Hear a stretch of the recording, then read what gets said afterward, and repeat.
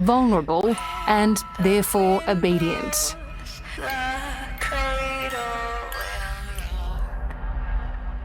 The question so many people want to know, why didn't you get up and walk, tell someone, run away, tell a doctor?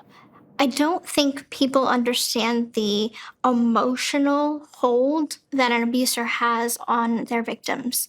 So, asking me that is the same as putting me in a category of saying, well, domestic violence survivors, why didn't they just leave their abusive husbands?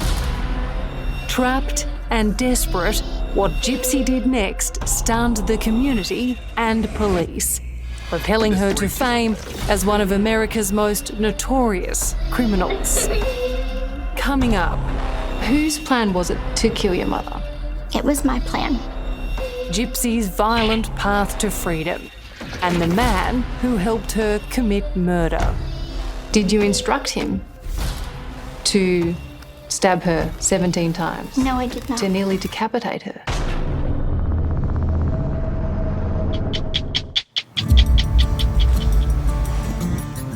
Ken Urker could easily have his own cooking show. Makes some simple but pretty good, healthy dishes for an expecting mother.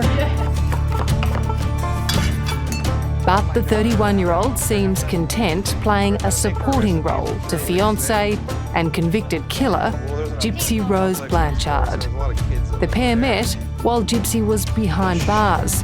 Ken was a pen pal, and now they're preparing to welcome their first child. I mean, I want to be there for her and for my daughter as much as possible, so it really... It's a happy, relaxed home, a striking contrast to Gypsy's upbringing and path to parenthood. So where are you going today?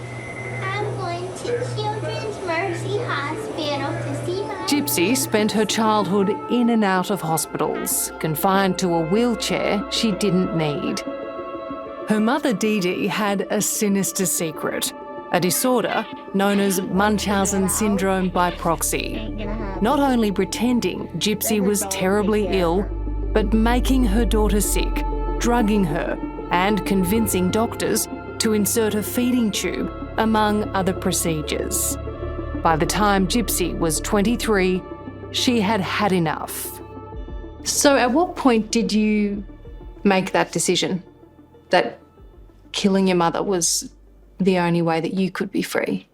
I had tried to exhaust all the options that I thought was available to me. It's a sign of the desperation. I think you were such a, seemingly sweet young woman with having lived a very sheltered life. Exactly. That's where your mind went. Exactly. Because it's not like I had a criminal record. It's not that I had a history of violence or anything like that. Been running with the wrong crowd? No running with the wrong crowd. It was In fact, you had no friends. I didn't have any friends. I wasn't allowed to. So she controlled everything in my life. In 2012, on a Christian dating website, Gypsy met the man who she hoped would set her free. Godejohn also has a criminal past. In 2013, he was arrested after investigators say he was watching pornography and fondling himself in a McDonald's restaurant for 9 hours. Nicholas Godejohn was 26, autistic and willing to kill in order to be with Gypsy. I guess she's your girlfriend, Gypsy's your Yes, she is. Yes, she is. And you love her? Oh, do I have her? Over the next 3 years, the couple hatched an horrific but unsophisticated plan to end Gypsy's torment. On the night of June 9, 2015, Nicholas Godejohn travelled from his home state of Wisconsin to Gypsy and Dee Dee's home in Missouri. I was with my mom in our Habitat for Humanity home.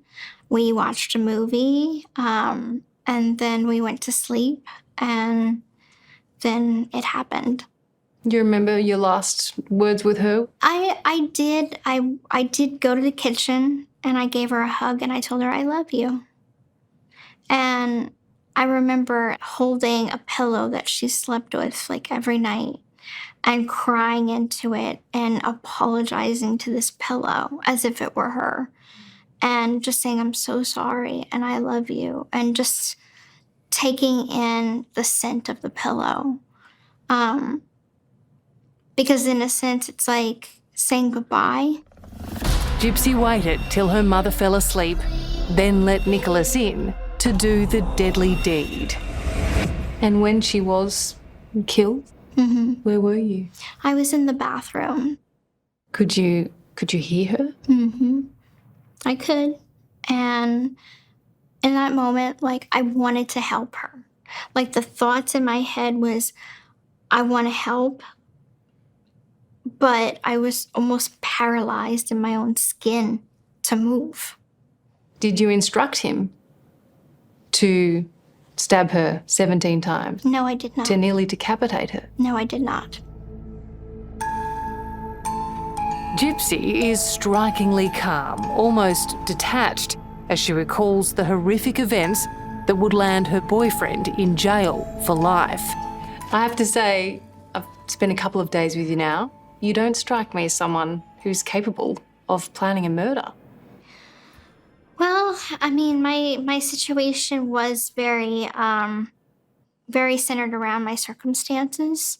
So I can honestly say I would have never committed that crime had I not been pushed to the brink where I really just snapped.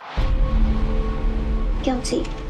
The court finds that there is a factual basis for a plea of guilty. In fact, life with her mother was so unbearable that for Gypsy, prison felt like a holiday.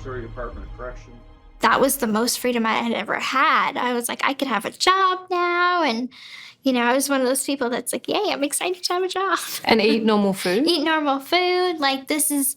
So this was the independence that you had not experienced? Exactly. It's a newfound independence.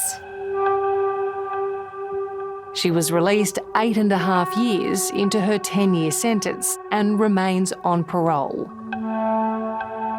But life after lockup has been far from normal.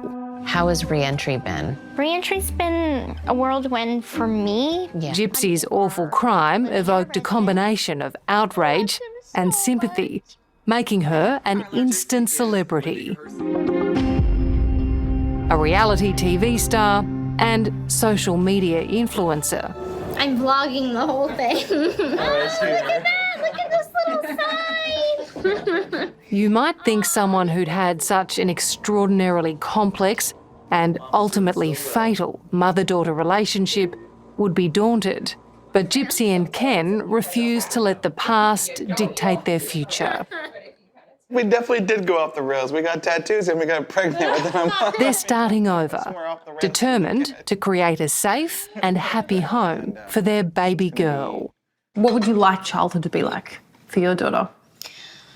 I mean, honestly, I would just want my children and my child to have a childhood that, like, I never had. Yeah. So, I mean, growing up, like, I missed out on all those, like, milestone moments, like going to kindergarten and, you know, a prom and all these different things that kids experience. I didn't get to. A few weeks after we met Gypsy, just after Christmas last year, the couple welcomed baby Aurora. I don't have any fears of becoming a mother. I never did. I just will say that my will to be a better mother than what my mother was is so strong that I'm not going to continue the cycle. I think that Gypsy recognizes that she does not want to be the way her mother was. Professor Beatrice Yorker is a world-renowned expert in Munchausen syndrome by proxy. She's adamant this tragic tale can have a happy ending. I think she'll work really hard to be a nurturing and caring and authentic mother. And, you know, it is just a relief to see how possible that can be for survivors of such extreme abuse.